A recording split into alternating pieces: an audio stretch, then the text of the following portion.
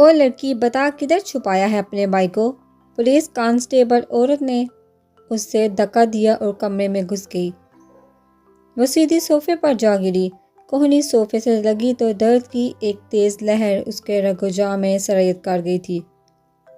Saadi گھر پر کوہنی کو دوسرے ہاتھ سے تھامے وہ پیچھے بھاگی۔ او لڑکی، ابھی ہم جا رہے ہیں مگر پھر آئیں گے، تیرا بھائی آ گیا تو خود ہی بتا دینا، بچنے والا نہیں ہے وہ پولیس والا۔ انگلی اٹھا کر تنبیہ کرنے لگا۔ وہ ڈری سہمی سی پیچھے کو ہوئی۔ بازو ابھی تک درد کر رہا تھا پولیس والا دروازہ دھڑام سے کھولتے چلے گئے۔ اس کی رکی سانسیں بحال ہو گئی۔ وہ گھٹنوں میں سر دے کر زمین پر بیٹھ گئی۔ آنسو روانی سے اس کے گالوں سے ہوتے ہوئے گردن کو بھگو رہے تھے۔ دانی بیٹا، دروازہ کیوں کھلا ہوا ہے؟ اس کی ماں جو مارکیٹ گئی ہوئی تھی واپس آنے پر گیٹ کھلا دیکھ کر چونکی، مگر دانی کو یوں روتے دیکھ کر تو ان کی جان ہوا ہوئی۔ دانی میری بچی، وہ بھاگتی ہوئی اس کے پاس آ بیٹھی۔ اماں کو سامنے پا کر وہ ان کے گلے لگ گئی۔ زیادہ رونے کی وجہ سے اس کی ہچکی بند گئی تھی۔ ان کے گلے لگ کر وہ پھوٹ پھوٹ کر رو دی تھی۔ اماں، وہ پولیس آئی تھی، سعدی کو ڈھونڈ رہی تھی۔ وہ ہچکیوں کے درمیان بولی، پھر کیوں آئی تھی؟ سعدی نہیں ہے یہاں، ان کے اپنے آنسو بہہ نکلے تھے۔ بتایا تھا ماں، وہ مان ہی نہیں رہے تھے۔ وہ یوں ماں سے چپکی تھی کہ جیسے کوئی الگ کر دے گا ان دونوں کو۔ تم چپ کر جاؤ میرا بیٹا بس، وہ اس سے تسلی دیتی ہوئی چپ کرواتی رہی مگر خود رو دیتی تھی۔ 3 ماہ سے سعدی غائب تھا، اوپر سے پولیس نے ناک میں دم کر رکھا تھا۔ اماں، سعدی نے کیوں مارا امان کو؟ آنسو سے لبریز سرخ چہرہ اٹھا۔ ماں کو دیکھا، اس نے نہیں مارا، میرا بچہ قتل نہیں کر سکتا، اور امان تو دوست تھا اس کا، وہ ایسا نہیں کر سکتا۔ وہ پریقین تھی ساری دنیا قصوروار ٹھہرا دے مگر ایک ماں کا دل کبھی اپنے بیٹے کو قصوروار تسلیم نہیں کرتا۔ اماں، مجھے ڈر لگ رہا ہے۔ واقعی وہ سہمی ہوئی تھی۔ جب پولیس گھر سے ہو کر جاتی تھی وہ ایسے ہی ڈری ڈری سی رہتی تھی۔ میں اصابر سے بات کروں گی، وہ میری بات نہیں ٹالے گا۔ اس سے زیادہ خود کو تسلی دی تھی انہوں نے۔ اس کے بالوں میں انگلیاں پھیرتے ہوئے وہ سوچنے لگی کہ اصابر کو کیسے راضی کرے کیس ختم کرنے کے لیے۔ چچی، ایک 16-17 سالہ لڑکی بھاگتی ہوئی آ کر اسے لپٹ گئی۔ کیا ہوا سومو؟ اس کے اس طرح لپٹنے پر وہ مسکرا اٹھی تھی۔ ایک یہی تو تھی جس سے اس کا دھیان بڑھ جاتا تھا اس گھر میں، ورنہ تو ہر کوئی اس کے خون کا پیاسا بنا پھرتا تھا۔ چچی جان، میری دوستیں آ رہی ہیں کل، تو وہی والا کیک بنا دیں گی جو پچھلے مہینے ہاسٹل جاتے ہوئے بنا کر دیا تھا۔ ٹیبل سے سیب اٹھا کر بائٹ لیتے ہوئے بولی، کیوں نہیں؟ ضرور، وہ مسکرائی۔ کٹی ہوئی مرچیں فرائی پین میں ڈالتے ہی شو شو کی آوازیں آنے لگی۔ ہائی چیکس سامنے سے آتے اصابر کو دیکھا، مسکراتے ہوئے ہاتھ ہلایا۔ میری گڑیا گئی نہیں، وہ مسکراتے ہوئے کچن میں ہی چلایا۔ دانی نے رخ موڑ کر خود کو کام میں مصروف کر لیا۔ کل شام میں جاؤں گی چیکس، وہ چاچو کی جگہ چیکس کہتی ہے۔ دانی کے دل کی دھڑکن تیز ہوئی۔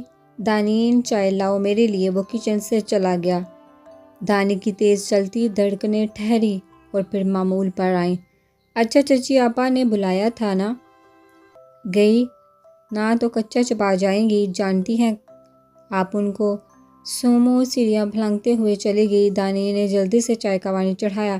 کچھ شک نہیں تھا لیٹ ہونے پر وہ شخص چائے اس کے اوپر ہی پھینک دیتا۔ چائے لے کر وہ روم میں داخل ہوئی تو وہ جینز اور ٹی شرٹ پہنے گاڑی کی چابی پکڑے کہیں جانے کو تیار تھا۔ ایک نظر اسے دیکھا اور ڈریسنگ کے سامنے کھڑے ہو کر اپنے بال بنانے لگا۔ آپ کی چائے، وہ خوفزدہ سی چائے لے کر آئی۔ ڈریسنگ کے سامنے کھڑے کھڑے ہی اس نے چائے پکڑی اور سپ لیا۔ او تھو! چائے کا سپ لیتے ہی اسے اچھو لگے۔ چائے بنانی نہیں آتی تو مت بنایا کرو، خالہ لاڈ اٹھاتی ہوں گی، یہاں نہیں چلیں گی یہ تباہی۔ وہ غصے سے اس کی طرف مڑا، کپ ابھی بھی اس کے ہاتھ میں تھا۔ وہ سہمی سی پیچھے کھسکی میں نے تو صبح بنائی تھی۔ اس کا لہجہ کانپ رہا تھا، چہرے سے خوف واضح تھا۔ صبح بنائی ہے؟ صبح؟ ہاں، یہ لو پیو پیو۔ وہ چائے لے کر اس کی طرف بڑھا، زبردستی کپ اس کے منہ سے لگایا۔ چائے چھلک کر اس کی تھوڑی کو جلا گئی۔ پیو نا پیو۔ خود ہی وہ لمبے لمبے ڈاک بھرتا کمرے سے نکل گیا۔ وہ سسکیوں میں رونے لگی۔ چائے کا کپ کارپیٹ پر پڑا تھا، چائے چھلک کر اس کی تھوڑی کو جلا گئی تھی۔ جاتے ہوئے وہ کپ بھی اس کے ہاتھ پر گرا گیا تھا، دائیں ہاتھ کا آدھا حصہ جل گیا تھا۔ وہ وہیں کارپیٹ پر بیٹھی چلی گئی۔ ایسی زندگی تو اس نے نہیں سوچی تھی۔ اس کے پاس رونے کے علاوہ اب تھا بھی کیا؟ گھٹنوں میں سر دیے وہ ہچکیوں میں رونے لگی۔ ناشتہ بنا کر وہ جو ڈسٹنگ کر رہی تھی، آواز پر چونکا مڑی۔ سامنے اصاور کی بڑی بھتیجی سائرہ کھڑی تھی، جو شادی شدہ ہونے کے باوجود زیادہ تر وہیں پائی جاتی تھی۔ شادی کو 3 سال ہونے کے باوجود ابھی تک خالی گود تھی۔ میں ڈسٹنگ کر لوں پھر بنا دیتی ہوں۔ اس کا لہجہ نرم تھا، کچھ خوف زدہ سا بھی۔ اس کا سارا اعتماد جہاں آ کر ختم ہو گیا تھا۔ لڑکی، کتنی بار سمجھایا ہے تجھے میرے آگے زبان مت چلایا کرو۔ سارہ نے اس کی کلائی زور سے مروڑ کر اسے اپنی طرف گھمایا۔ دادنین کے منہ سے سسکی نکلی۔ اس کا ہاتھ پہلے ہی جلا ہوا تھا۔ اسے مزید تکلیف ہونے لگی۔ سائرہ، میرا ہاتھ چھوڑیں۔ وہ تکلیف سے بلبلا رہی تھی، مگر اس گھر میں سفاک لوگ رہتے تھے، کسی کے درد سے انہیں کچھ لینا دینا نہیں تھا۔ جان پیاری ہوئی تو آئندہ اپنی زبان کو منہ کے اندر رکھنا۔ جھٹکے سے اس کا ہاتھ چھوڑا۔ وہ لڑکھڑا کر ٹیبل کے پاس گری، پاؤں ٹیبل کی پائنتی سے ٹکرایا۔ انگوٹھے کا ناخن اکھڑ چکا تھا اور خون نکل رہا تھا۔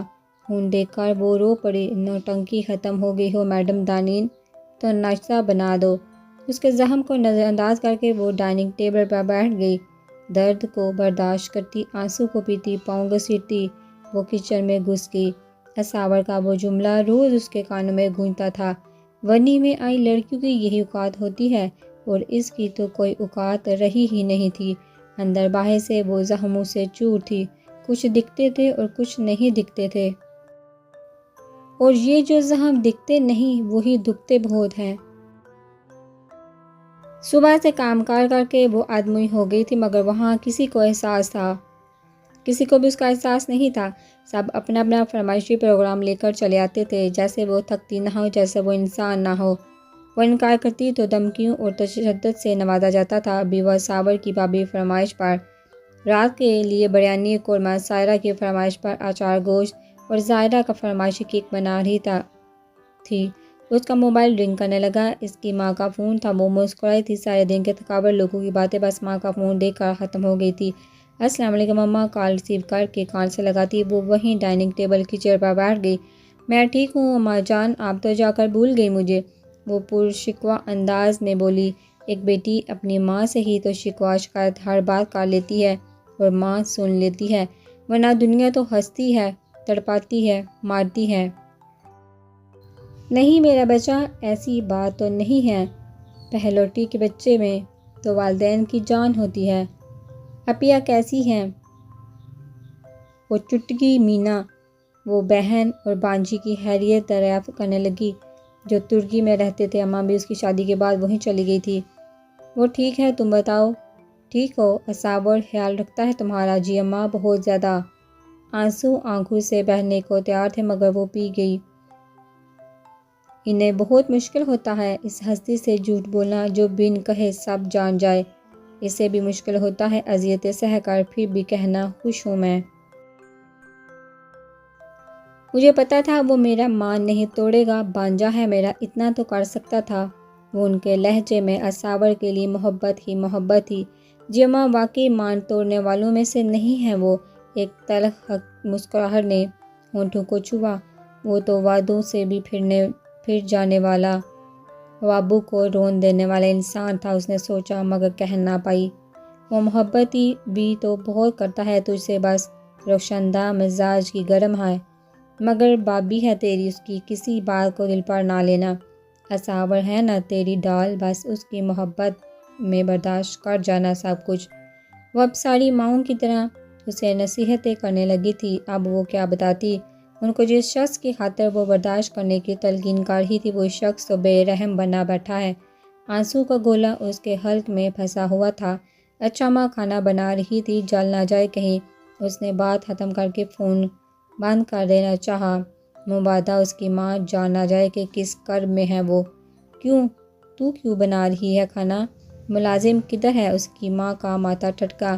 اماں، میری پیاری اماں، صابر کو میرے ہاتھ کا کھانا بہت پسند ہے، اسی لیے ان کے لیے میں بناتی ہوں، باقی ملازموں کے ذمے ہے۔ بڑی مشکل سے لہجے کو بھیگنے سے روکا اس نے، پھر بھی ایک آنسو گال پر بہہ نکلا۔ ادھر ادھر دیکھتے ہوئے اس نے آنسو پونچھا۔ اگر کوئی دیکھ لیتا تو پھر شامت آتی اس کی۔ ہاں پتر، وہ تیرے ہاتھوں کے ذائقے کا تو شروع سے ہی دیوانہ ہے۔ ماں ہنسی۔ دانین کو جان نکلتی معلوم ہو رہی تھی۔ اچھا نا ماں، باتوں میں نہ لگائیں، اللہ حافظ۔ مسکرا کر کال کاٹ دی۔ اتنی دیر سے رکے آنسو گالوں سے بہتے گردن پر پہنچ گئے۔ چہرے کو دونوں ہاتھوں سے بے دردی سے رگڑ کر آنسو صاف کرتی وہ سالن چیک کرنے لگی۔ اماں کا خیال ہے جہاں مہارانیوں کی طرح رکھا ہے مجھے، کوئی ان کو بتائے، بدلے میں دی ہوئی مہارانی بھی نوکرانی ہی ہوتی ہے۔ اس کے آنے کے بعد ملازموں کی چھٹی کر دی گئی تھی۔ گھر کے سارے کام کولہوں کی بیل کی طرح اسے کروائے جاتے تھے۔ مارکیٹ سے کچھ لانا ہوتا اسے بھیجا جاتا تھا۔ رات تک وہ تھکن سے چور ہو جاتی تھی۔ دن بھر سائرہ اور رخشندہ بھابھی اس کی جان کھا جاتی۔ رات کو اصابر اس کی سانسیں روک دیتا۔ اس کے طنز تشدد ختم ہی نہیں ہوتا تھا۔ ایسے میں اس کے پاس پھوٹ پھوٹ کر رونے کے علاوہ اور کیا بچتا تھا؟ آج ہفتہ تھا، 2 دن کے لیے کالج بند ہو گئے تھے۔ سب اسٹوڈنٹ اپنا اپنا سامان پیک کر رہے تھے۔ ان چھٹیوں کا انتظار پورے ہاسٹل کو رہتا تھا۔ ابھی بھی ہاسٹل سے اسٹوڈنٹ ایک ایک کر کے رخصت ہو رہے تھے۔ سب کے چہروں پر گھر والوں سے ملنے کی خوشی جھلک رہی تھی۔ وہ بھی اپنا سامان پیک کر کے تیار ہو گئی تھی۔ اس کا موبائل رنگ کرنے لگا۔ اچھا تو ندا میڈم، مجھے لینے آ گیا ہے، میں چلتی ہوں۔ اپنی دوست ندا کے گلے لگتی ہوئی بولی۔ ایک ہے جو وقت سے پہلے پہنچ جاتا ہے، اور ایک میرے موصوف ہے جو شرم کے مارے ڈوب نہ مرے سب لڑکیوں کے سامنے۔ کار لیں آ کر مجھے پک۔ ہمیشہ کی طرح اس نے اپنا دکھڑا رویا۔ میرے جیسا ہر کوئی ہو، اٹس ناٹ پاسبل۔ اس کے گال پر چٹکی کرتی وہ مسکراتی ہوئی بیگ اٹھا کر ہاسٹل سے نکل آئی۔ سامنے ہی بلیک 3 پیس سوٹ میں اپنی گاڑی کے ساتھ ٹیک لگائے کھڑا تھا۔ اسے دیکھ کر مسکرایا اور ہاتھ میں پکڑی گلاسز آنکھوں پر لگا دی۔ ہائے! وہ بھاگتی ہوئی اس کے پاس پہنچی۔ نے جلدی سے گاڑی کا دروازہ کھولا اس کی طرف کہ کہیں وہ آ کر گلے ہی نہ لگ جاتی۔ اس کے منہ بناتے ہوئے وہ گاڑی میں بیٹھ گئی۔ یہ ہائے کیا ہوتا ہے، کتنی دفعہ سمجھایا ہے، السلام علیکم کہتے ہیں۔ اس نے ڈرائیونگ سیٹ سنبھالی۔ السلام علیکم جناب صاحب۔ وہ ہاتھ ماتھے پر لے جا کر جھک کر بولی تو کی ہنسی نکل گئی۔ کچھ نہیں، نے اپنی ہنسی دبائی تھی۔ ایک سنجیدہ شخص تھا، مگر اس لڑکی کا سادے سے بہت ہنساتا تھا۔ وہ اس کی زندگی تھی۔ اس نے چہرہ کے کندھے پر ٹکا دیا۔ گاڑی چلاتے ایک سرسی سی نگاہ اس پر ڈال کر وہ پھر سے ونڈو اسکرین کو دیکھنے لگا۔ تم شادی کے بعد مجھ سے گھر کے کام تو نہیں کرواؤ گے؟ اس کا سوال اتنا معصومانہ تھا اور لہجہ بھی۔ وہ مسکرا اٹھا۔ ہو سکتا ہے، سوچوں گا۔ کو شرارت سوجی۔ اسے 1000 وار کا جھٹکا لگا۔ وہ ایک دم سیدھی ہو کر بیٹھی۔ میں تمہیں کچا کھا جاؤں گی پھر۔ اس کا انداز واقعی کسی ڈرکولا جیسا تھا۔ اف پاگل کرتی ہو تم۔ نے اس سے پنگا لے کر اپنا ماتھا پیٹا۔ گاڑی سگنل پر رک گئی۔ ٹریفک کا مسئلہ دن بدن طول پکڑ رہا تھا۔ ایک خواجہ سرا اس کے سر کے سامنے آیا۔ وہ ایک دم بھدک کر پیچھے ہوئی۔ خواجہ سرا چونکا۔ کچھ دو باجی اللہ کے نام پر خواجہ سرا تالی بجا کر بولا۔ وہ تو سہم کر پیچھے ہو گئی تھی۔ نے والیٹ سے پیسے نکال کر اسے تھمائے۔ خواجہ سرا جاتے جاتے پلٹا۔ وہ جو سیدھی ہو کر بیٹھی تھی پھر سے خوف زدہ ہوئی۔ ڈر مت لڑکی، خوف کو ختم کر اپنے اندر سے۔ ابھی تو تم نے طوفان کے ایک جہان کا سفر کرنا ہے۔ خواجہ سرا شیشے پر جھکا ہوا تھا۔ آپ جائیے دیکھیے، یہ ڈر ہی ہے۔ کی تو جان ہوا ہوتی تھی۔ وہ ڈر کر بھی تکلیف سہتی تو ڈر مت، بس زیادہ جو آپ کا ڈر برداشت نہیں کر پاتے وہی پھر سارے دردوں کی وجہ ہوتے ہیں۔ سگنل کھل چکا تھا، گاڑی آہستہ آہستہ آگے بڑھ رہی تھی۔ خواجہ سرا ساتھ ہی بھاگا آ رہا تھا۔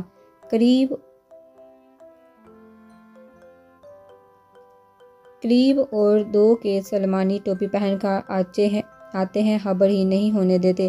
سگنل کھلا، گاڑیاں رفتار سے آگے بڑھنے لگی۔ وہ خواجہ سرا اب بھی ان کی گاڑی کے ساتھ بھاگتے بول رہا تھا، جوانی آزمائش ہے، جوانی صدقہ چاہتی ہے، اپنی جوانی کے بدلے اپنے دل لگی دان کر دے، ورنہ حقیقت اور خواب کا فرق تعمر رہے گا۔ خواجہ سرا کہیں پیچھے رہ گیا تھا، مگر اس کی آواز ابھی بھی اس کے کانوں میں گونج رہی تھی۔ وہ بہت سہمی سی لگ رہی تھی، وہ بہت ڈر گئی تھی۔ کچھ نہیں ہوا، ابھی ہم گھر پہنچ جائیں گے، یہ لوگ تو روز کچھ نہ کچھ کہتے رہتے ہیں، اگنور کرو ایکے، جسے تسلی دینے لگا، مگر پسینہ اس کے ماتھے پر بہہ رہا تھا۔ سردی کے موسم میں بھی وہ پسینے سے چرابور تھی، اور یہ سب خوف تھا خواجہ سرا کی باتوں کا، نہیں خواجہ سرا کا۔ سب کو کھانا دے کر اب وہ بیٹھی کھانا کھا رہی تھی کہ نوالا اس کے گلے میں اٹکا۔ اسے کھانے میں جو چیز پسند نہیں تھی اسے وہی دی جاتی تھی، وہ بھی بچی کچی، اور وہ حیران ہوتی اتنے امیر تھے یہ، اور اس کی روٹی تک کو زہر کر دیتے تھے، پھر بھی صبر کا گھونٹ بھرتی وہ کھانا کھا رہی تھی۔ آخر پیٹ کی آگ کو بھی تو بجھانا تھا۔ ماضی چھم سے اس کی آنکھوں کے سامنے لہرایا۔ اماں جان، میں نہیں کھاؤں گی یہ کریلا، آپ کو پتہ بھی ہے۔ ڈائننگ ٹیبل پر بیٹھی وہ نعرے لگا رہی تھی، آج تو کچھ نہیں ملے گا، اور بہت عادتیں خراب ہو گئی ہیں تمہاری۔ ہاٹ پاٹ سے روٹی نکال کے اماں نے اس کے آگے رکھی۔ سعدی فون پر مصروف ساتھ ساتھ کھانا کھا رہا تھا۔ اماں ڈانٹ رہی ہیں مجھے، اس نے رونی سی صورت بنائی۔ اماں کو بے اختیار اس پر پیار آیا، نہیں میرا دانی بچہ، ڈانٹ نہیں رہی،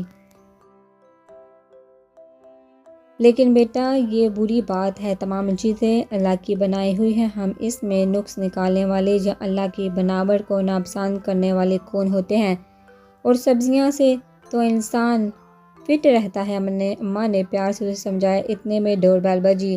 سعدی ایک مسکراہٹ ان دونوں پر اچھال کر باہر چلا گیا۔ واپس آیا تو اس کے ہاتھ میں پیزا تھا۔ ماں میری بہن کو مت ڈانٹا کرے، جو کہیں مان لیا کرے، یہ لو، کوئی ضرورت نہیں کریلے کھانے کی، تمہارا پیزا اس کے ہاتھ میں تھما کر وہ کرسی پر بیٹھ گیا۔ یاہو، مان گئی، تو جگر ہے میرا، بھلے سے 2 سال چھوٹا سہی پر جان ہے میری۔ پیزا کا پیس نکالتے ہوئے وہ جوش سے بولی، اچھا، تھوڑا بہنا مکھن کو بچا کر رکھو۔ سعدی مسکرایا، وہ اسے خوش ہی تو دیکھنا چاہتا تھا۔